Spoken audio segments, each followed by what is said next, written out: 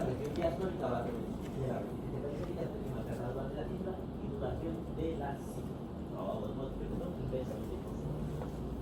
Y tenemos otro concepto más importante, que es la presión arterial media. Y alguna vez les pregunté qué era y me han respondido que es esto, me han dado la fórmula. Pero ya les dije que era la presión arterial media. ¿Qué era la presión arterial media? Que básicamente es la más importante de todas las presiones. ¿Para qué nos sirve esta presión arterial? Más o menos, casi. Es la presión efectiva mínima. Entonces, ¿y qué significaba eso? A ver, tiene arterias, tiene venas, tiene capilar. Es la que se asegura de que el capilar no colapse. Porque el momento en el que colapse el capilar, va a haber un momento que no va a haber flujo a ese tejido. Y si no hay flujo a ese tejido, pues va a entrar en hipoxia ese tejido y por tanto vamos a poder entrar en ácido. Entonces, esta nos asegura de que estén perfundidos constantemente todos los tejidos. En el momento que cae la presión arterial media, vamos a entrar en hipoxia celular. Por más pequeño que sea el momento, vamos a entrar en hipoxia celular. ¿Qué hipoxia celular que va a liberar? Ácido láctico. ¿Y el ácido láctico qué efecto nos van a provocar? Acidosis metabólica. ¿Y la acidosis metabólica qué nos va a provocar? Va a haber un efecto directo sobre las catecolaminas cuando haya ácidos metabólicos. Van a inhibirse, van a dejar de funcionar. ¿Y para qué sirven las catecolaminas? ¿Cuáles son las catecolaminas? Sí, desaparece el efecto de las catecolaminas. ¿Qué hacían esas catecolaminas? ¿Qué hacían todavía? Hacían vasoconstricción. Disminuye la vasoconstricción que va a pasar con mi presión. Voy a entrar en un círculo vicioso. Más manos, porque voy a entrar a lo que es el estado de shock. Luego tenemos la presión del pulso, que es la presión sistólica menos la diastólica.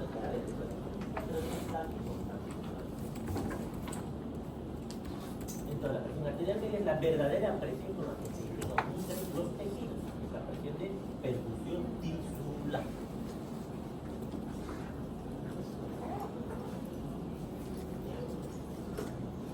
Ahora, en semiología, ¿qué vamos a hacer? En semiología, vamos a asegurar de medir esa presión arterial. ¿Y cómo medimos esa presión arterial? Necesitan un tensiómetro. ¿Cuál es el que tienen ustedes? ¿Eh? Hoy utilizamos ustedes, no creo que estén manejando los mercurios. Son más exactos los de mercurio, pero son casi todos los de mercurio. Los aneroides son más grandes. Espero que no estén llevando los electrones. No sirve. ¿Eso para qué sirve? Para fallar. ¿Por qué? Porque fallan. ¿Cuándo fallan? Cuando más necesitamos que fallen. Entonces el médico únicamente tiene que medir con el aneroide. Mejor todavía. Pero eso solamente nos resulta otra sorpresa. ¿Qué errores podemos cometer cuando leemos la presión arterial? Y es importante no cometer errores, porque ¿qué va a suceder si miden mal la presión arterial o si se la inventan? O hipertenso, solución, o puede entrar en choque y puede ser que no nos demos cuenta. Y hemos visto que el choque está entrando en un círculo vicioso. La actividad del peor, hasta llegar a un punto de no retorno. Y en un punto de no retorno en el estado de choque, que va a fallecer el paciente sin que podamos hacer mucho. Tarde va a ser para intentar revertir, poner vasoactivo, no va a fallecer. Entonces, por eso tenemos que estar atentos a que esto no suceda. No se olviden, tienen la vida de la gente en sus manos, por más que tengan los internados, sean estudiantes. Pueden confiarse a algunos de los que ustedes están. ¿Qué puede pasar? El estetoscopio, olivas del estetoscopio tapadas. ¿Cuáles son las olivas del estetoscopio? Si están tapadas, porque son esta parte de encima, que todo algunos por humedad, esta parte muy frecuente. Si se tapan, no van a escuchar bien. Y si no escuchan bien, pues van a escuchar distorsionado, o tal vez van a venir más bajas. Cuando me lo de mercurio, el menisco fuera de 9, tiene que asegurarse, como cualquiera. El médico tiene que estar en cero cuando viene la presión, tiene que asegurarse que parte en cero, porque un pequeño movimiento que se mueva del cero no es que va a empujar todo, va a alterar toda la presión, va a ser proporcional. No es que si está en 2, le tengo que aumentar 2 a todas. No es así. No haciendo una errónea, hay que recalibrar bien. Cuando el manguito, cobertura es demasiado angosto para el brazo, va a afectar igual la medida de la presión. Pero va a cambiar esa presión. Lo mismo si es demasiado ancho, entonces tiene que ser un manguito adecuado. Bien por bien pequeño, mediano, largo, para que si el brazo es muy largo, pueda seguir. ¿Y qué pasa si no puedo? Definitivamente no alcanza mi brazalete. ¿Qué hago? Hay otros lugares donde medir la presión. No solamente se miden el brazo. ¿Dónde más puedo medir la presión? Bueno, no puedo medir el brazo, está muy bonito el paciente, va a ser más complicado ya el complique, porque es mucho más grande la altura, ¿no? Pero tengo otra solución. ¿Qué más? Sistema disuelado, falla, pues hay que repasar la pieza, el observador. Hay que evitar la tendencia a redondear las cifras. Muchas veces redondeamos, pero luego redondeamos mal. El brazo está debajo del nivel del corazón igual. Está sentado mi paciente y está a nivel del corazón, está debajo del nivel igual. Lecturas erróneas. O está encima igual voy a tener lecturas erróneas. Arterias calcificadas que vamos a ver más adelante. Las arterias calcificadas se llaman calcificadas. Esas arterias endurecidas, ¿qué creen que va a pasar cuando nos viene la presión? Porque ¿qué escuchan cuando viene la presión? Cuando aparece y cuando desaparece. Y si está calcificada, ¿qué creen que le va a pasar a la medición? Está calcificada, nunca va a obliterar. Entonces, ¿qué va a pasar? Que van a seguir escuchando. Y si siguen escuchando, ¿qué van a medir? Van a medir que la presión mucha más alta de la que. ¿Qué más? Es apoyado, lo mismo, todo lo que puede ser. ¿Qué más? El flojo, el manubrio debajo del nivel de los ojos, eso van a ver en casi todo. Uno de los principales errores que veo que hace que midan falsamente presiones altas es poner el estetoscopio ahí abajo. No sé por qué hacen eso, pero se meten abajo. ¿Ustedes creen que dice la dos traveses de dedos por encima que se pone en tensión? Para darle el espacio para poner su estetoscopio, básicamente. Porque si no pondría en la línea y ahí ponemos el estetoscopio. No es así. Lo pones por fuera. Es peor todavía si son estos mismos. Campanas, más va a alterar su medición de la presión arterial. Y aquí tenemos las funciones, donde poner el estetoscopio, donde van a medir la presión arterial. Deberían aprender a medir en todos los lugares.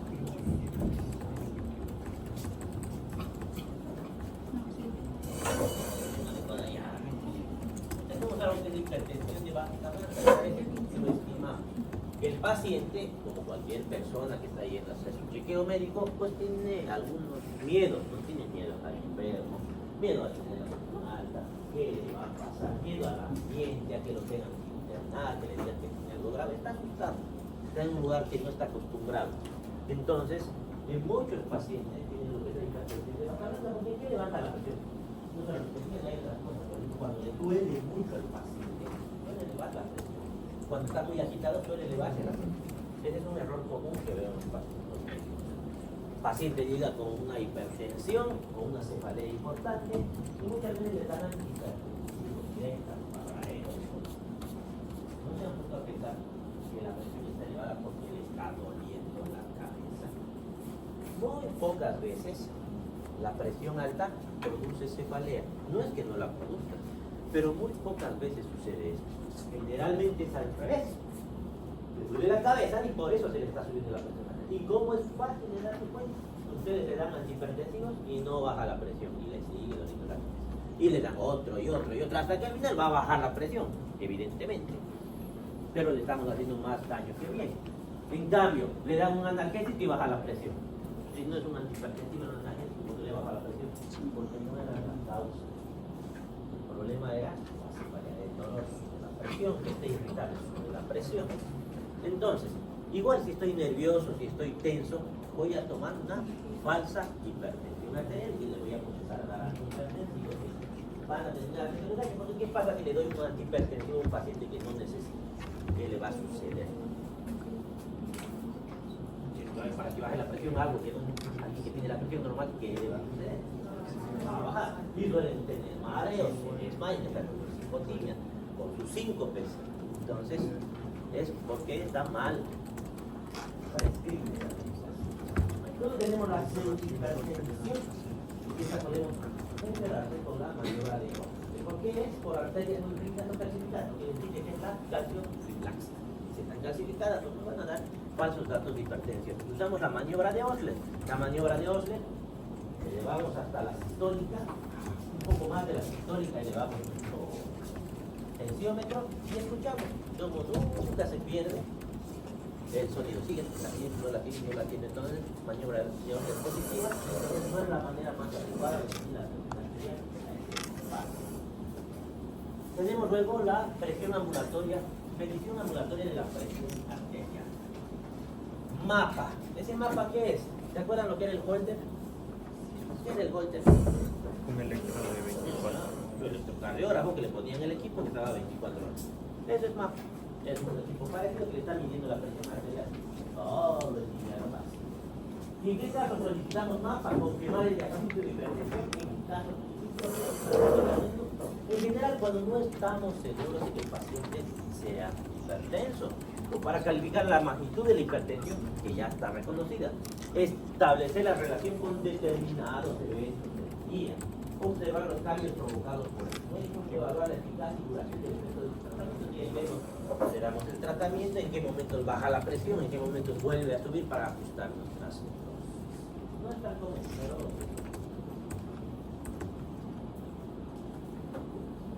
aumento de los valores de presión arterial. Tenemos la hipertensión solamente sistólica. Puede suceder que solamente tengamos oscilación de la sistólica. Tenemos 170, 80. Puede subir solamente la diastólica. Tenemos 120, 95. Tenemos hipertensión arterial primitiva, esencial o idiopática. La hipertensión se clasifica en dos. ¿Cuáles son esa clasificación? Uno son de hipertensión primaria y la secundaria. ¿Secundaria qué significa? A ver, ¿qué es primaria y qué es secundaria? Secundaria es que algo está provocando esa hipertensión, algo que no está ahí. ¿Cómo que? Por ejemplo, tengo un paciente con enfermedad renal crónica, diálisis, es hipertenso. ¿Por qué ese paciente es hipertenso? ¿Sabemos la causa? Sabemos, ¿no? Si es hipertenso, ¿qué problema tiene? ¿Qué hay en el riñón que se determina? Eso, está alterado en esos pacientes con insuficiencia renal. Está en un estado de hiperreninemia constante. Todo el tiempo se está liberando renina, porque está detectando ese riñón falsamente que la presión está baja, en realidad porque no funciona. El flujo no funciona. Entonces, ya sabemos que es secundaria nefropatía. Por ejemplo, tengo un tumor de suprarrenales perdido por ahí, un feocromocitoma. ¿Cuál sería la causa de la hipertensión? Que se están liberando catecolaminas. Todo el tiempo se están liberando catecolaminas. Entonces, eso es secundario. ¿Se pueden curar las secundarias? Se puede. Yo le quito el problema que está provocando la hipertensión y se va a curar esa hipertensión. Ahora, ¿cuál es el problema? Que la presión arterial primaria, la hipertensión primaria, esencial, es idiopática, que es la que no se sabe, la primaria. No se sabe la causa. Y el 95% de las hipertensiones son hipertensión. Y ahí vamos. Y de las secundarias, las que podemos llegar a saber la causa, muy pocas veces tienen solución a la causa. Otro problema. Hipertensión de la presión sistólica con descenso notorio de la presión diastólica también. Aumento de los valores de la presión. Ahora tenemos descenso de los valores de la presión por la hipotensión arterial. Hipotensión arterial por una ortostasia. Aquí le llamamos hipotensión arterial. ¿Qué es? utilice un ortostático. ¿Qué significa? ¿Qué es ortostatismo? Hecha. ¿Qué orto? Leo. Dignidad correcta hecha. Por. Significa que cuando el paciente esté echado, está con una presión, se levanta de golpe, Porque ambiental va a cambiar esa puede presión. Es normal que va a pasar porque cambiar la gravedad, todo, va a cambiar, va a bajar eso normal. Pero no puede bajar. ¿qué más viene? Porque si baja mucho, ¿qué le va a pasar al paciente? Va a tener un mareo, hipotimia, puede llegar al 5, no todos llegan al 5, hipotimia puede llegar. ¿Y para qué eso sucede? ¿Cuánto tiene que bajar? Tiene que bajar 20 milímetros de mercurio la sistólica, y con eso ya tenemos pasamos, ahora vamos a hablar de las presiones del pulso. Del pulso venoso. ¿Recuerdan el pulso venoso? ¿Qué era el pulso venoso? ¿Qué es lo que define el pulso venoso? Que haya un volumen que esté circulando en un vaso de capacidad que se llama la misma, ¿no? Las arterias son los vasos de potencia y las venas son de capacidad. Entonces están preparados para recibir tránsito. Entonces tiene lo que es la turgencia. ¿Qué es la turgencia? Lo que se ve hinchar esa vena. ¿Dónde reconocemos más fácilmente esto? En la también las pulsaciones o pulso venoso. Hemos dicho que es un pulso que se puede observar, pero no se puede palpar. Tocan y se obstruye el vaso, la vena, y no vamos a sentir esa vena.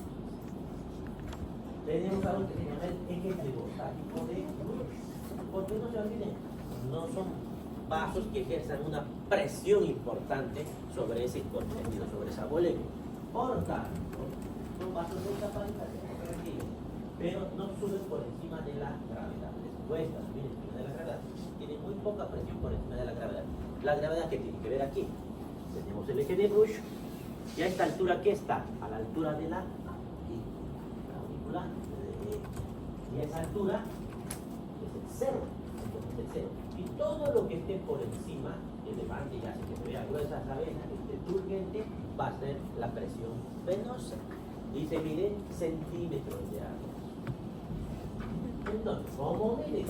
No lo voy a tener parado al paciente. Entonces, lo tengo echado al paciente y lo acomodo entre 30 a 40 grados de cabecera.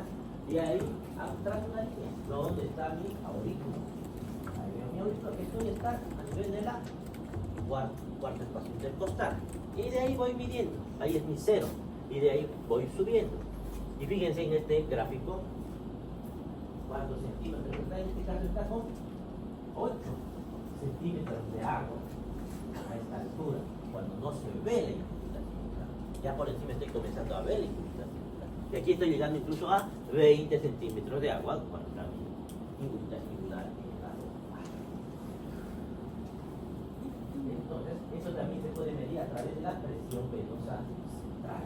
La presión venosa central se hace cuando se pone un catéter a nivel central. Y estoy con mi catéter ahí en la aurícula, acaba, y ahí veo que tanto se levanta la sangre por encima de este nivel, con una regla así. Pero ya casi no se hace, eso hacen generalmente en Oriente, en lugares donde no tengan muchas otras técnicas. Porque para eso estamos ahora los casos de semanal.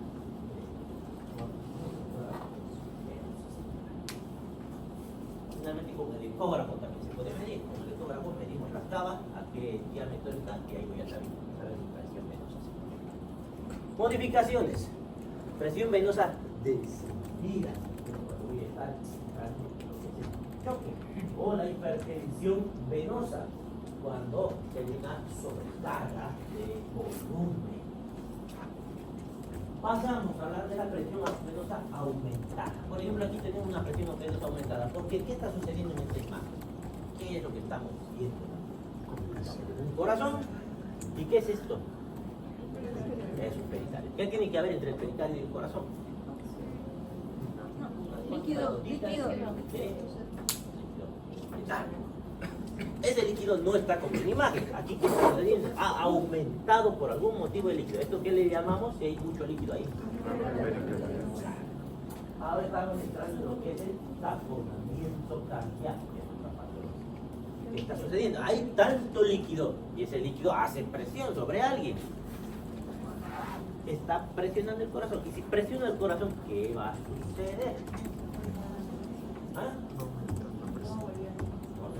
No se va a expandir, que es lo que no se está pudiendo hacer. La sangre no está retornando. Entonces, si no retorna la sangre, ¿tengo sangre de expulsar? No tengo. Entonces voy a estar en taponamiento. Y clínicamente, ¿cómo me voy a dar cuenta que estoy en taponamiento cardíaco? Voy a tener hipotensión. ¿Qué más voy a tener? Dolor no suele doler. A ver, si no llega la sangre, ¿dónde se está acumulando la sangre? Aumento de la presión. Eso, entonces voy a ver involucración yugular, voy a ver hipotensión, y cuando le pongo el estetoscopio, ¿qué voy a escuchar? Los ruidos cardíacos van a estar. Eso se llama ruidos. ¿Qué se le llama eso? A ver, si escucho normal se llama normofonal. Si escucho muy fuerte, y si escucho muy poco, hipo. Entonces, ruidos cardíacos hipofonéticos, involucración yugular. Entonces, yo tengo mi hipotensión y ahí tengo un taponamiento cardíaco. Debería haber, pero es algo muy súbito. No es tan crónico, cualquier edema, pero puede haber tranquilamente porque hay aumento de la presión y no está. Puede haber igual que lo va a suceder. Sí. Pero estos son más súbitos. Te tienes que venir al comedor. ¿Qué más? Eso puedo ver en taponamiento cardíaco, insuficiencia cardíaca, más que todo derecha, enfermedad tricúspide, pericarditis constrictiva. Esa pericarditis constrictiva realiza estos mecanismos, pero no es igual. La pericarditis constrictiva es cuando ese pericardio se ha inflamado tanto tiempo que termina defendiéndose ante la agresión y se vuelve más duro, se fibrosa, se vuelve duro. Y si se vuelve duro, no es que lo aplasta, pero tampoco puede expandirse para la diástole. Entonces hace más o menos el mismo efecto. ¿Y qué solución le daría a una pericarditis constrictiva? ¿A esto cómo le dan solución al taponamiento? Antidiurético. ¿Ah? Antidiurético. No, si le ponen diurético lo mata. ¿Por qué? Ese es un error común que me va a hacer en residentes. Si le doy diurético a este paciente lo mato. ¿Por qué? Eso, hagan un ¿Cuál es el problema de este paciente? No le está llegando el volumen. ¿Por qué? Porque está apretujado. Entonces, yo no está mal al principio, pienso, le voy a dar un diurético, voy a disminuir el volumen. Al disminuir el volumen, este líquido va a disminuir. Eso es lo que yo creo. Pero ¿qué va a suceder en realidad? Va a orinar, ya lo orinar va a disminuir. Retorno venoso. Y si disminuye el retorno venoso, ¿qué va a pasar? Le voy a dar más espacio para que se siga llenando ese pericardio, porque si no logra expandirse nada, más bien se está achicando ese corazón, o tengo más espacio para seguir llenándome y va a terminar de colapsar. Una circulación que trabaja. Entonces, ¿qué solución le da? Entrenar. No es cirugía. Podría ser, pero hasta que lo prepare para el quirófano se va a morir igual el paciente, pues no va a vivir mucho tiempo así. ¿Se va a morir? No, no, ¿qué hago antes de que se me muera? Igual que la doctora. Ahí está el quirófano. Voy a llamar al quirófano, me van a pedir laboratorios, un hemograma, un tipo de coagulación, un tipo de protrombina, me van a llamar al anestesiólogo, el anestesiólogo no se le va a pedir valoración cardiológica, va a venir mañana el cardiólogo, me van a pedir quirófano, van a limpiar el quirófano, no va a venir. Diurético me lo va a matar, entonces ya no sé cómo. ¿Qué solución le daría? Lo entreno, ¿cómo? Una pericardio, punciones, una pericardio, le pongo una aguja aquí, pincho con mucho cuidado porque puedo pinchar el líquido. ¿Ya? Pincho y dreno el líquido y problema resuelto. ¿Qué hacer? Y además hay que investigar por qué estoy viendo esto y cómo voy a investigar qué cosa pasó aquí. Al pinchar primero voy a ver qué color está saliendo. Por ahí sale sangre.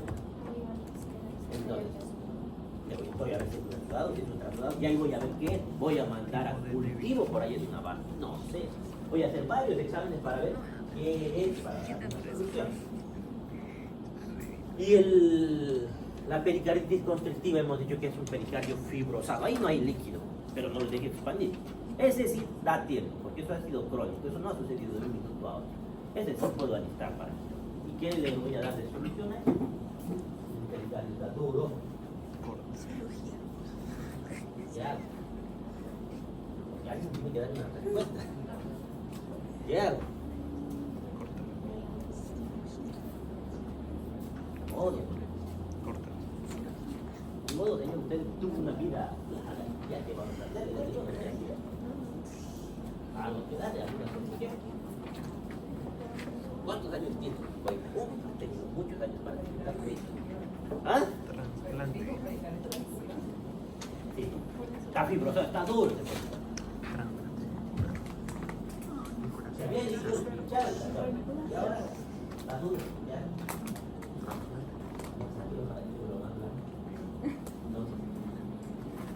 Se lo saco. Se lo saco. Corto por aquí, le hago una ventana pericárdica y sacar ese pedazo que está duro, pues me voy a dar otra vez espacio para que no lo voy a sacar todo el pericardio, pero voy a hacer un pequeño corte para sacar algo para que le dé algo de espacio para expandirse. Vamos, pericardio. Alteraciones. ¿Qué podemos encontrar en alteraciones? Intravesicular bilateral con ausencia de latido. Inhibitación auricular izquierda, si solamente es izquierda, ¿por qué tendría que ser solo izquierda? Pero si igual insuficiencia cardíaca debería ser bilateral. No le llega la sangre al corazón. Si solo es izquierda, pero el pulmón también tenemos dos pulmones. Además, ¿cómo se comunica el pulmón con el corazón? Una obstrucción. ¿Obstrucción dónde está? Está muy bien, esa es una obstrucción. ¿Dónde? Solamente está a la izquierda, la derecha está ahí. Normal, ya ha pasado. ¿Dónde está la obstrucción? A ver, ¿cómo hace la sangre para llegar al corazón? ¿Por dónde entra el corazón la sangre? Por la cabeza. ¿Y eso a través de quién? De la cabeza. Vamos a ir a retroceder. La cava. Y de la cava, ¿cómo se conforma la cava? La cava superior y la inferior. Y de la superior, porque estamos hablando del cuello, tendrá que ser la superior, no creo que sea la pierna la que esté presionada, ¿no? La superior, ¿cómo hace para llegar? ¿Quién llega? ¿Quién conforma la vena cava superior? Yugular. ¿Qué yugular? ¿Cuántas yugulares tienen? Externo. ¿No tienen algo que se llama topografía cefálica y cosas así? ¿Y dónde creen que está la obstrucción? Si mi derecha está normal, asumo que al lado derecho no ha pasado nada. Solamente la izquierda está hinchada. Tiene que ser algo que está presionando al lado izquierdo. Entonces ahí, ¿qué cosa hay? Hay algo muy grande que está al lado izquierdo. La aorta, entonces, si tengo una aneurisma de aorta que empieza a crecer, puede llegar a comprimir mi tronco innominado y por tanto puedo obtener ahí una irritación yugular solamente izquierda. González Sabato. Irritación yugular bilateral, ya saben, una irritación cardíaca. Reflujo hepatoyugular positivo. ¿Qué significa el reflujo hepatoyugular? Es una maniobra que van a hacer. Básicamente ustedes hacen un puño, ponen al paciente donde está su hígado y meten el pulso. Están presionando el hígado y al presionar el hígado, ¿qué están haciendo? Porque el hígado está lleno de sangre. ¿Cuántos litros tiene sangre? 1,5 litros de sangre. Se presionan y no le están dejando que se llene de sangre. ¿A dónde se va a ir toda esa sangre? Van a saltar a la yugular y se va a hinchar, van a tener irritación yugular. Es normal, por más que no tengan ninguna patología, que eso se hinche y aprieta. Pero sueltan, unos segundos, sueltan y esperan cuánto tiempo. Después de 5 latidos, no puede tardar más de 5 latidos en desaparecer. Si tarda más de 5 latidos, ya decimos que es poco.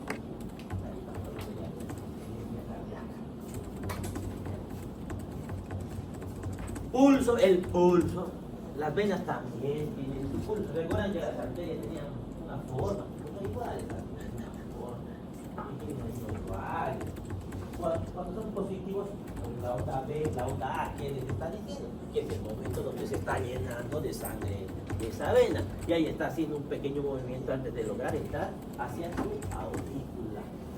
No vamos a entrar en tanto qué significa exactamente esta zona, alternadas en curso arterial. Estas ondas positivas representan detenciones transitorias en el curso sanguíneo del retorno, llamando a válvulas cardíacas, con la consiguiente distensión de las paredes. El curso venoso se considera curso de volumen, o sea, de que se está llenando de sangre. Examen de... Ya acabamos con cursos venosos arteriales y entramos al examen de tórax propiamente dicho. Lo más importante y lo que más les gusta hacer. Básicamente por lo que muchos han decidido ser médicos, porque es lograr esas cosas en su cuerpo. No es médico porque tienen esas cosas en su cuerpo. Y lo usan para precisamente revisar corazón. El examen de tórax tenemos que tener algunas condiciones. El paciente debería estar bien, pero van a ver que hay algunas maniobras donde vamos a tener que hacer parar a los pacientes. Pero la mayoría del examen se hace con el punto dorsal. Tenemos que tener una buena iluminación. ¿Para qué buena iluminación? ¿Y qué podemos ver? Estamos evaluando el corazón. ¿Qué podemos ver ahí? Se llama eso el choque de la... Para poder ver el choque de la... que está bien iluminado. Es más, si no logran ver, pueden agarrar su linterna y ahí apuntan hacia el pecho, no directamente, perpendicular, y ahí lo puede mostrar. No hay como la descripción de la literatura, pero hay cosas que están mencionadas, pero no las hacemos mucho porque incomodan. Ahora, vamos a tener algunas situaciones en la inspección y en la palpación. ¿Qué se evalúa en la inspección y en la palpación en general? El choque de la punta, que debería estar ¿dónde? Quinto espacio intercostal, aquí. Aquí. ¿De qué lado? Ah, ya, aquí, ahora. Me va dando al chorro de información. Ahí debería estar el choque de la punta en los adultos. En niños, un poquito por encima, 4. Adultos mayores, puede estar incluso en el sexto espacio. Y si se mueve, ¿qué ha sucedido? Si no está ahí. El otro día, el choque de la punta está aquí. No, o sea, le sintieron. Estaba, pero no era el choque de la punta, era otra cosa. Era una rareza que yo podía explicar. A ver, si se mueve, ¿qué ha pasado? ¿Qué creen que ha hecho que se mueva ese choque de la punta? Uno puede ser que sea los líneas, ¿qué más? Si tengo un tórax enfisematoso, igual, más adentro. ¿Qué más? Si tengo un gran derrame, grande, no puede mover la punta. ¿Qué más?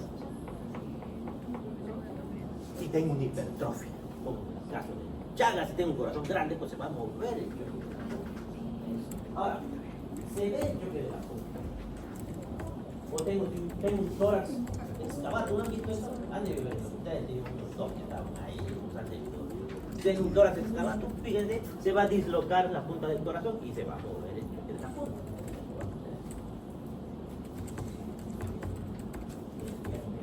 El escoliosis va a pasar lo mismo. Si tengo una mastectomía radical de la paciente, igual va a moverse ese choque de la punta, se va a sentir más fuerte.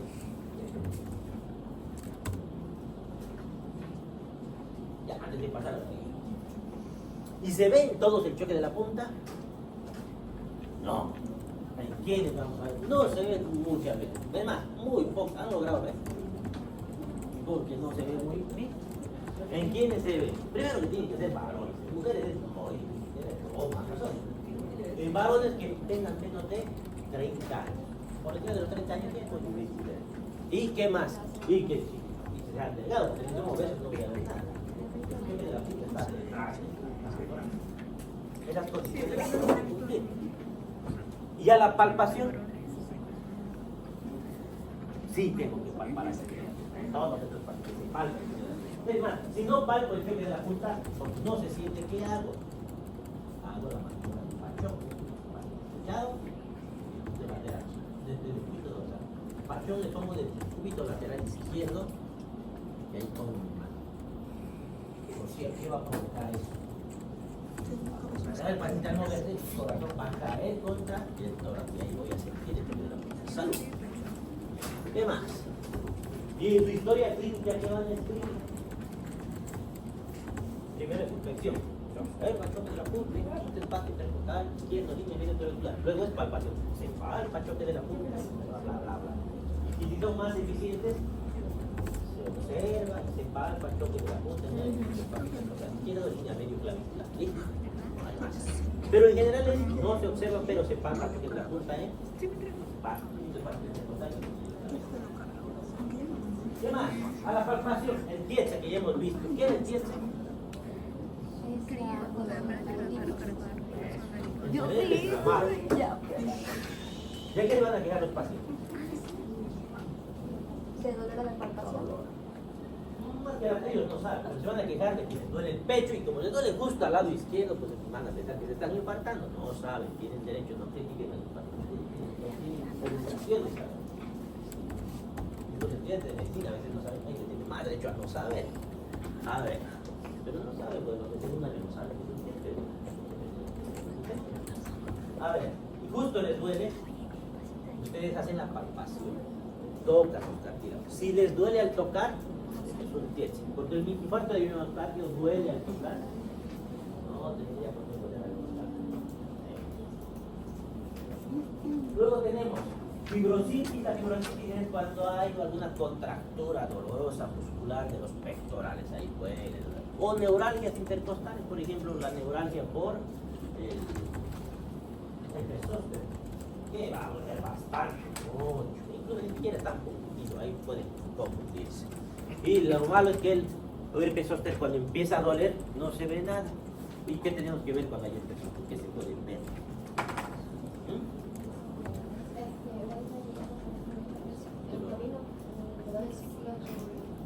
Sí, pero el camino no es así. ¿Cómo es el camino? Justo es el nervio intercostal. Justo pasa por el nervio intercostal. ¿Y qué vamos a ver en la piel? Porque tenemos que ver, vamos a ver las vesículas extras. El problema es que las vesículas tardan en aparecer, no aparecen tanto. Latidos precordiales, los localizados, el choque de la pista, algo así.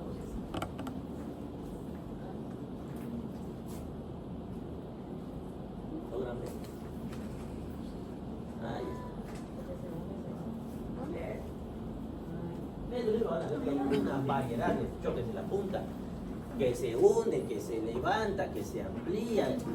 La verdad es que está muy complicado. Esta es la manera de Pacho. Me encanta preguntar la manera de Pacho. Me gusta por algo. Luego pueden escuchar vibraciones valvulares o los fémitos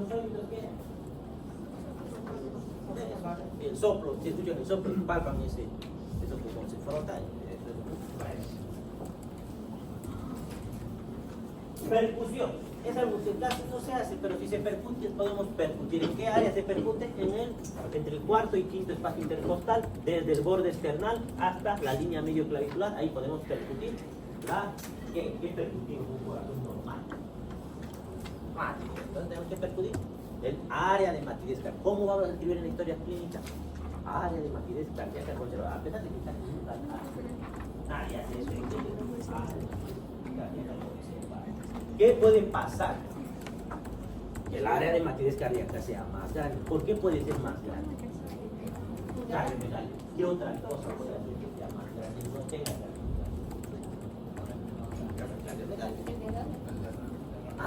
el derrame pericardio. Y ahí voy a encontrar otro. Tiene un nombre por ahí. Si yo percuto mi área de matidez cardíaca más grande y el choque de la punta está metido al medio, debería estar engañado. Costado. Allá pienso en derrame pericardio. Y el esternón, a veces percuten el esternón más para ver la sonoridad y para ir comparando. El signo de Gendring es cuando encuentran ese choque de la punta dentro de esta área cardíaca agrandada cuando sospechan de derrame pericardio. Auscultación del área pericardia, y aquí tenemos igual maniobra de Pachón, si quieren, en la de Azuelay, creo que se llama esta, donde levanta los brazos. ¿Por qué? Esto va a hacer que se escuchen mejor. ¿Qué es lo que escuchamos cuando ponemos los estetoscopios? Ahí va, pasamos a auscultación. En la auscultación, ¿qué vamos a escuchar? Los ruidos cardíacos. Ruidos son por cierto. No son tan bonitos, ¿no? Que se llaman ruidos. ¿Y esos ruidos cardíacos cuáles van a tener? Ruido. ¿Qué ruido hay? Nada de ahora. Primer ruido, R1. ¿Qué más? Segundo ruido, R2. ¿Qué más podría haber? Pero no es normal. R1, R2. Ahora, la pregunta es, ¿y qué hace que suene R1? ¿Por qué suena R1? La apertura no produce ruido. Bueno, evidentemente justo pasa la apertura, pero lo que produce ruido es cuando abrimos, cuando cierran una puerta suena. No sé qué te digo. Cierran en qué válvulas es en ese orden, no te olvides. Primero es como el orden del alfabeto. Primero cierra mitral, luego triple. Pueden desdoblarse en algunas situaciones, pueden escucharse separados. Es patológico que escuchan separados o cuando están haciendo justo una maniobra de inspiración fuerza. ¿Ya? Pueden desdoblarse. Entonces, E2, ¿qué es? Y lo menos. Primero es aórtico, luego es pulmonar, ese es R2.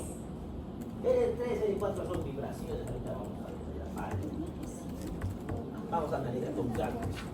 Ahora, tenemos dos silencios, que se dice S1, S2. Viene R1, vamos a ver, este es R1, y este es R2. R1, R2, R1, R2, R2. El espacio entre R1 y R2 se llama S1. El espacio entre R2 y R1 se llama S2. Cuando vean ese es silencio, es básicamente. R1, solamente hay dos. Ahora, ¿dónde está la sístole? ¿Quién de todos esos es la sístole?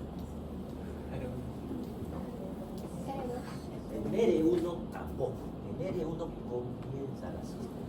Termina el silencio. Termina en cuando comienza R1, comienza la sístole y acaba en ¿y cuál es la diástole? Cuando comienza esa es la diástole. Ahora, ¿cómo me doy cuenta que es R1? Es el primero, pero si escucho pum, pum, pum, pum, es el primero, digamos. Si tienen dudas, el primero, ¿qué es? Porque es pum, el primer silencio es corto, el segundo silencio es más largo. Pum, pum, pum, pum, pum, pum. Ahí sé cuál es. Pero si tengo duda, puedo hacer algo más. Siento el pulso, escucho. El que coincida con el pulso es R1. El que coincide con el pulso es R1.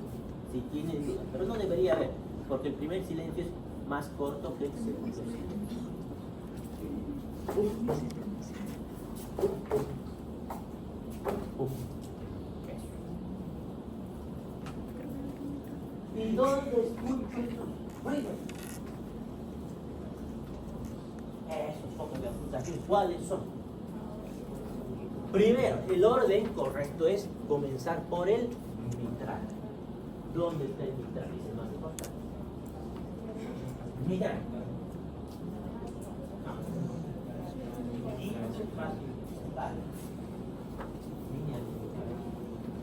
¿Dónde está el tricúspide? No. No, ¿esternal? ¿Por el esternón? ¿Sobre qué parte del esternón es grandísimo? Línea para esternón. No, no se invente. En la base de la apófisis, sifoide. Algunos dicen la cara lateral, porque la base de la apófisis. Aquí. Tricúspide. Mitral. Luego viene donde se escucha ahora. Segundo espacio intercostal.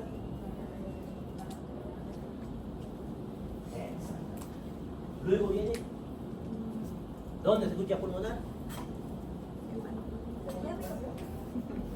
Segundo.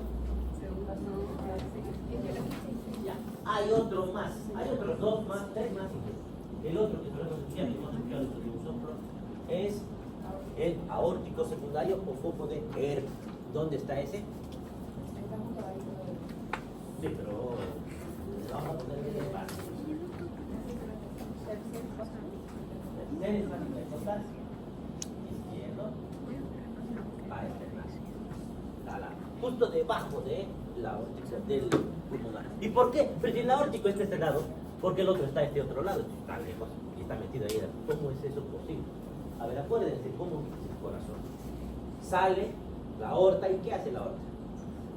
Callado, se da la vuelta y luego baja. Por eso se escucha así. Incluso tenemos el foco de la aorta descendente que se escucha atrás, desde el tercer espacio hasta el doceavo espacio intercostal, el espacio de la aorta descendente. Y tenemos el foco mesocárdico más todavía. Ya vamos a ver. Ya los han repetido. Ahí está el foco mitral, el tricúspide, el aórtico secundario, luego va a saltar al pulmonar, al mesocárdico y al aórtico descendente. ¿Cuáles son los más importantes que quieren que sepan de memoria? Porque están las válvulas ahí, el mitral, el tricúspide, aórtico y pulmonar. Que sepan eso de memoria. Pero por si acaso, para estar esto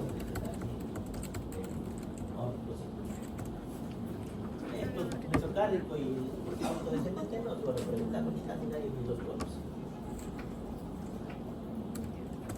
Entonces, ¿qué vamos a encontrar? ¿Y cómo se describe? Ya hemos dicho cómo se describe: infección, palpación, percusión, nos falta la auscultación. Describe ruidos cardíacos, rítmicos, regulares, normofonéticos, en dos tiempos. ¿Qué serán dos tiempos? Pregunto. Si tengo en tres, ya no sé dos. En dos tiempos y sin soplo y sobreagregación. Y aparecen algunos ruiditos extra cuando el pato. Primer ruido, ya hemos dicho lo que es, no vamos a entrar en mucho detalle. Puede haber el desdoblamiento del primer ruido y eso va a ser un color. Segundo ruido, ya hemos dicho que no vamos a entrar en mucho detalle. Tercer ruido, que también pregunto exámenes. Se atribuye a la vibración del músculo ventricular en relajación causada por el abrupto llenado rápido de los ventrículos y la puesta en tensión del aparato valvular mitral por el rápido ascenso de la vitro mitral. Se ausculta solo en el foco apexiano y en la posición de Pachot. No se va a escuchar en cualquier posición. Es habitual en la niñez, en los adultos es PAP. Aumentar la ventricular. Cuarto ruido, obedece a la puesta en tensión tanto del aparato valvular auriculoventricular como del miocardio ventricular, ocasionado por la aceleración del llenado final diastólico cargo de la sistole auricular. Se oyen individuos delgados simulando un desdoblamiento del primer ruido. Curiosamente, el cuarto ruido está antes del primero. El tercero está después del segundo. Aquí tenemos R4, R1, R2, que está con sus dos componentes, y R3, los silencios. Sístole,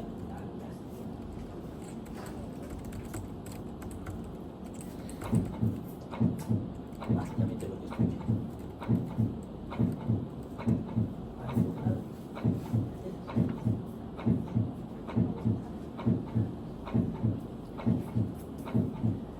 De parlantes que no doblas, una falla de parlantes.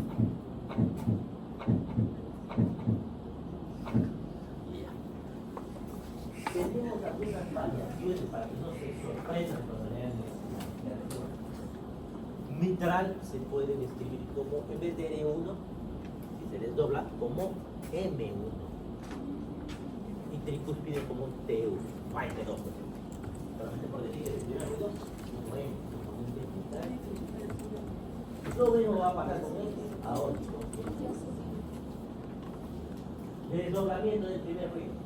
Fisiológico de inspiración. ¿Qué significa? Si hacen esto y justo escuchan, se van a desdoblar. Bueno, escuchar, desdoblar. Patológico y permanente en el bloqueo completo de rama derecha. Cuando haya bloqueo completo de rama derecha. ¿Y qué será un bloqueo de rama derecha? Estamos hablando del aparato que va, inicia donde el estímulo, en el nodo sinusal, de ahí va, y de ahí va a las ramas de la derecha e izquierda. Si hay un bloqueo de rama derecha, la rama derecha está bloqueada y nos va a provocar alteraciones eléctricas, y eso nos va a provocar que esto se mueva diferente, y por eso se va a desdoblar. Invertido en el bloqueo completo de rama izquierda. Si se bloquea la rama izquierda, va a invertir. En vez de escuchar mitral primero voy a escuchar derecho. No están en obligación de reconocer eso todavía. Desdoblamiento del segundo ruido. Aquí, como les dije, A2, pero es aórtico pulmonar. Fisiológico de la inspiración. Desdoblamiento fijo del segundo ruido puede haber, y desdoblamiento del segundo ruido. Se va a escuchar tatum en vez de tumta. Tumta van a escuchar tatum. Tatum. Causas de inspiración fisiológico. Permanente fijo en comunicación interauricular. Permanente y no fijo en bloqueo completo de rama derecha. Permanente y único en hipertensión pulmonar. En expiración o paradójico, bloqueo completo de rama izquierda o en estenosis aórtica. Ahora vienen las complicaciones que tienen que memorizar para tu examen. Dije que era más difícil. Reforzamiento y atenuación permanente de los ruidos cardíacos. Que se escuchen más fuerte, se llama hiperfonéticos. Primer ruido en estados hiperkinéticos. ¿Qué es un estado hiperkinético? Por ejemplo, la fiebre, la tormenta tiroidea, el ejercicio, eso es un estado hiperkinético. Nos van a escuchar más fuerte que el primer. En estenosis mitral o trifúngica sin calcificación valvar, igual va a estar va a estar más fuerte. En hipertensión arterial de moderada a grave o en intervalos PR cortos, va a aumentar la intensidad del DD2. DD2 va a aumentar en hipertensión arterial o hipertensión pulmonar primitiva o secundaria. Justo tenemos una paciente con hipertensión primitiva. La sala D, yo creo que es primitiva, la sala D. Emergencia en ampliación. Tercer ruido, en insuficiencia mitral moderada o grave, en insuficiencia aórtica, interventricular, conducto arterioso persistente, miocarditis, en miocardiopatía dilatada, en cardiopatía isquémica hipertensiva, se escucha más fuerte el E3, es más, aparece. Cuarto ruido aparece en estenosis aórtica, en hipertensión arterial sistémica, en coartación de aorta no coronaria, cardiopatía coronaria, en acceso sanguíneo por infarto agudo de miocardio. Ritmo en galope, porque hemos dicho que los ruidos tienen dos tiempos, R1, R2, y si aparece un tercero o un cuarto ya es ritmo en galope. Puede ser el galope ventricular o protodiastólico, que se da en distensión intensa del miocardio ventricular hipotónico frente a un drenado rápido. Puede ser galope auricular o presistólico, representa la rigidez ventricular frente al drenado ventricular. Puede ser galope en suma, mayor frecuencia cardíaca en presencia de conducción auriculoventricular prolongada por patología del sistema específico de conducción, o dosis excesiva de digital o betabloqueantes cálcicos. Respiro. Disminución de intensidad, los ruidos hipofonéticos. ¿Cuándo van a disminuir? El primer ruido en insuficiencia cardíaca, en una miocardiopatía dilatada primitiva o secundaria, en estado de shock igual a las vaginas. Intervalo PR prolongado, en estenosis mitral con calcificaciones, en estenosis aórtica valvular grande y en comunicación interventricular está aumentado R2 se va a aumentar, en insuficiencia o estenosis aórtica grave y en estenosis pulmonar grave. Aumento de intensidad del primer ruido con reforzamiento y atenuación de los ruidos cardíacos, que están desdoblados. En disociación auriculoventricular, en bloqueo auriculoventricular completo con ritmo sinusal, taquicardia ventricular y fibrilación auricular. Y el segundo ruido es hipertensión arterial, hipertensión cerebral congestiva o sepsis. Ahora, no solamente para eso, podemos escuchar cosas diferentes, ruidos agregados, algo que no sea R1, R2. En vez de pum, pum, pum, escuchamos alguna cosa como pum, pum. Eso ya sería un soplo. Pum, pum, pum. Puede haber chasquidos también. Tenemos los clics, clic, adelante. Los clics, si el clic es aórtico, ahora ¿cómo ven que es aórtico? ¿Se acuerdan que hemos visto los focos de auscultación? Son para eso. Todos los sobreagregados soplos que escuchen, ¿dónde van a estar? Donde se escuche más fuerte. Si escucho mi soplo más fuerte, el foco mitral, ¿dónde está la patología? Entonces, si tengo un clic aórtico, tengo una estenosis aórtica normal intensa y no calcificada, o una aorta bicúspide, la hipertensión arterial grave también puede tener clic. Ateromatosis senil de la aorta suprasigmoidea. Si el clic es en el foco pulmonar, una estenosis pulmonar valvular leve o moderada, hipertensión pulmonar primitiva, comunicación interauricular y dilatación hepática de la arteria pulmonar. Clic mesosistólico, prolapso valvular mitral por mixomas de válvula aislada o asociada, o clic telesistólico igual. Eso del meso, ustedes ahorita vamos a entender qué es la meso, qué es no es nada de la chasquidos de apertura. El chasquido es así, parecido al clic. Chasquidos de apertura mitral, chasquidos de apertura tricuspidea. Otro ruido sobreagregado, sístoles en eco, golpe pericárdico, no pericárdico, como cuando golpea una puerta. Válvulas protésicas, se escucha un sonido metálico especial, vamos a escuchar cuando tengamos un paciente con su válvula protésica en el hospital, ya debe escuchar alguno de mis grupos ya escuchado. Marcapasos implantados. Pasamos a lo más importante de la administración, que son los soplos cardíacos. Básicamente deben escuchar de pum, se escucha. Ese soplo, ¿por qué puede ser? Por una alteración de la válvula. ¿Qué válvulas conocen? Mitral, bicúspide, cerebral. En todas esas que haya, ¿qué situaciones puede provocar el soplo? ¿Qué era el soplo? El cambio de flujo. ¿Qué puede provocar esta turbulencia? Dos situaciones. Estenosis o insuficiencia. ¿Qué significa estenosis? Que la válvula no se pueda abrir correctamente.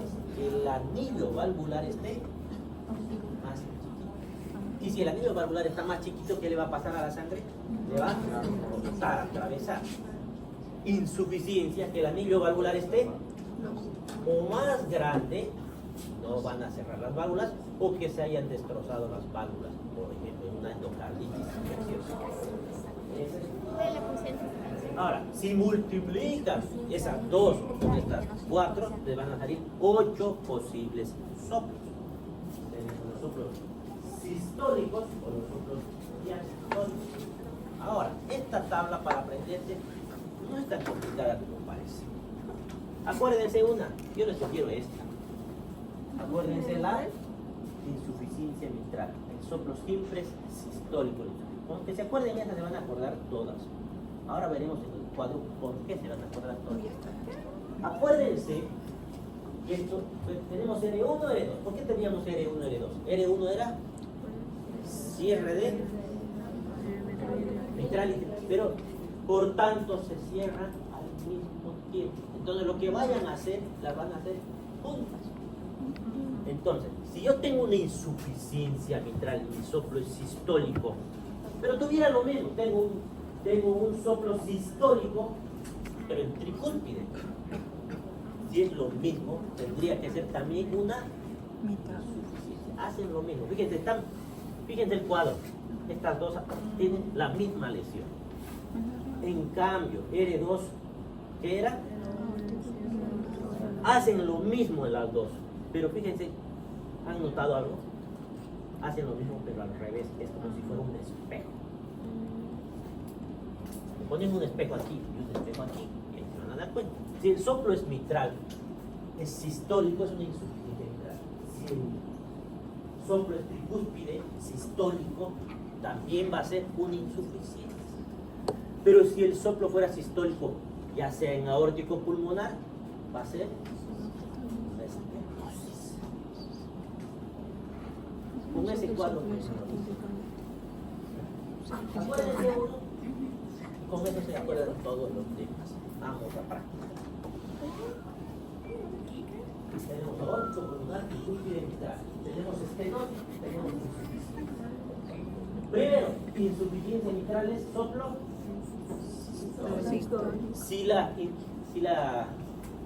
Si hubiera una insuficiencia tricúspide, ¿qué soplo sería? Ahora no me acuerdo si pasaron aquí o acá, vamos a ver. Si tuviera una insuficiencia pulmonar, ¿qué soplo sería? No, si tuviera una insuficiencia pulmonar, ¿qué soplo sería?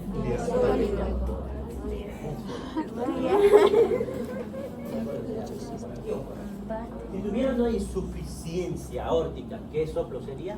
Eso. Ahora me imagino que venido por aquí. Si tuviera una estenosis mitral, ya, vamos a imaginar que así es ya. Estenosis tiene que ser.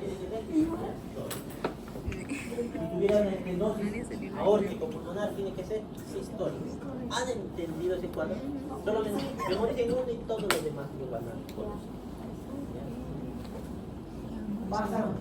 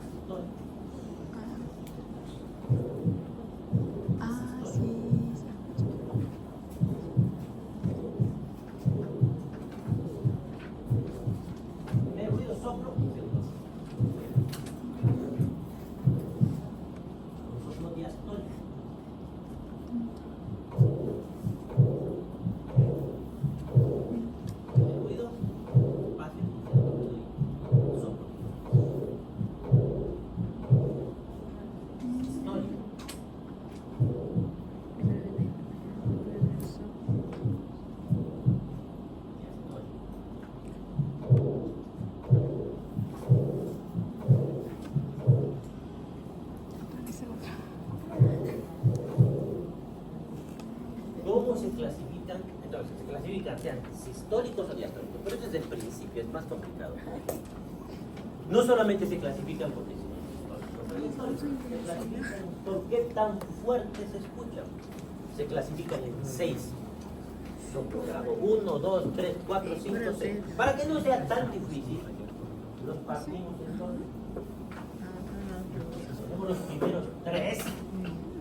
El primero, suavito. Segundo, más fuerte. Tercero, más fuerte. Todavía nos olvidamos. Muy suavito, más fuerte, más fuerte. El primero, solo lo escuchamos cardio. Base, soplo grado 2. Con un poquito de atención, de práctica, van a lograr escuchar el grado 2. Grado 3 lo van a escuchar a la primera vez. Cuando ay, soplo. Porque acaban de escuchar. Pasamos a los otros. ¿Qué tienen de diferente? ¿Por qué los hemos dividido? Porque a partir del cuarto ya tienen frémitos. O sea, no solamente escuchan, sino que se palpa el soplo. El grado 4 es evidente más fuerte, pero aparte de ser más fuerte, ya tiene frémitos. El grado 5 es mucho más fuerte y con un frémito muy intenso. Quiero escuchar a partir del otro día. Y grado 6 no necesitan apoyar el estetoscopio para que escuches el soplo. Algo así, y a esta distancia podría escuchar un soplo sin estetoscopio.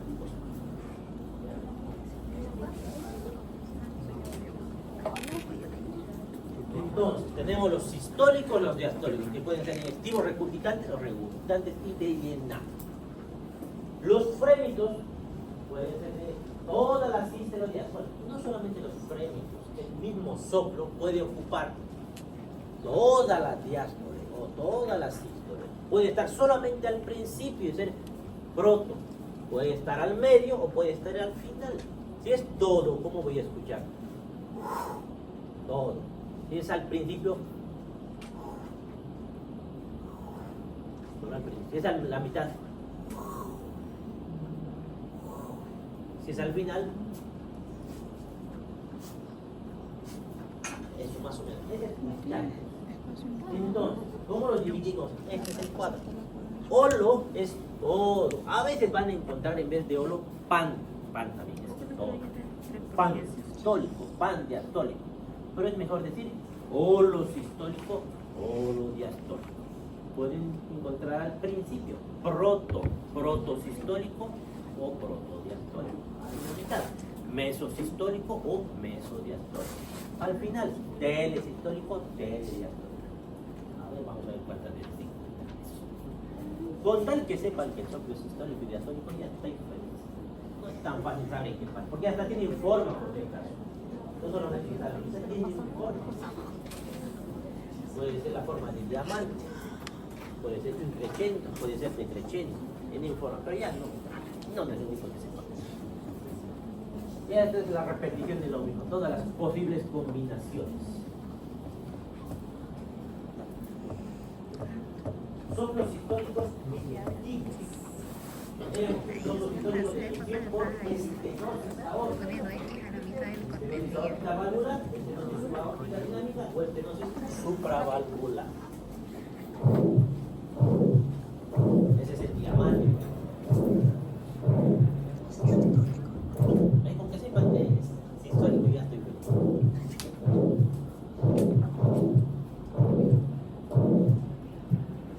Soplos históricos expulsivos proyectivos. Soplo de proyección de la estenosis pulmonar, puede ser estenosis pulmonar valvular o no estenosis pulmonar cerebral. No he puesto porque no he encontrado sinceramente. Vamos a buscar. Soplos históricos regurgitantes. Soplos históricos regurgitantes por insuficiencia como comunicación interventricular e insuficiencia tricuspida, que es el signo de Rivero-Carvalho. Soplos diastólicos regurgitantes tienen el soplo diastólico por regurgitación por insuficiencia aórtica, aórtica aguda o crónica. Insuficiencia aórtica es el soplo diastólico. Ese es el decreciendo.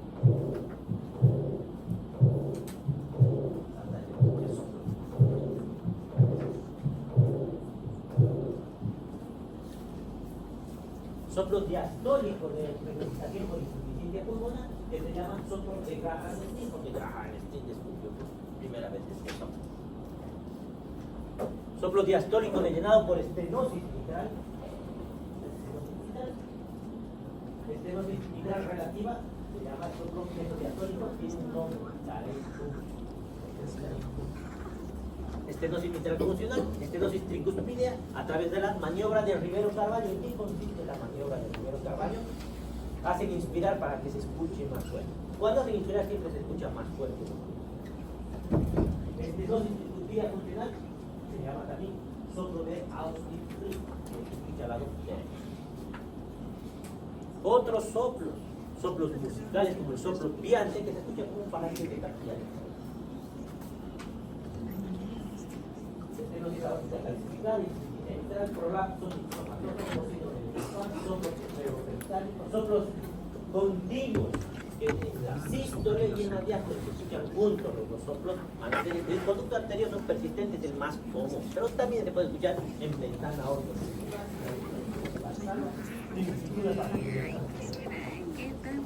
Soplos no clasificados, soplos inocentes. Soplo inocente es un soplo que aparece y desaparece. ¿Qué situación van a ver, por ejemplo, en los niños o en la anemia? Cuando el paciente tiene con 3 o 4 de hemoglobina, ¿qué es lo que va a suceder si tengo muy poca hemoglobina? La sangre está disminuida, por tanto, se acelera más y al acelerarse más va a provocar turbuleo. Entonces, el soplo inocente, ustedes revienten la anemia y va a desaparecer. Soplo continuo por conducto arterial.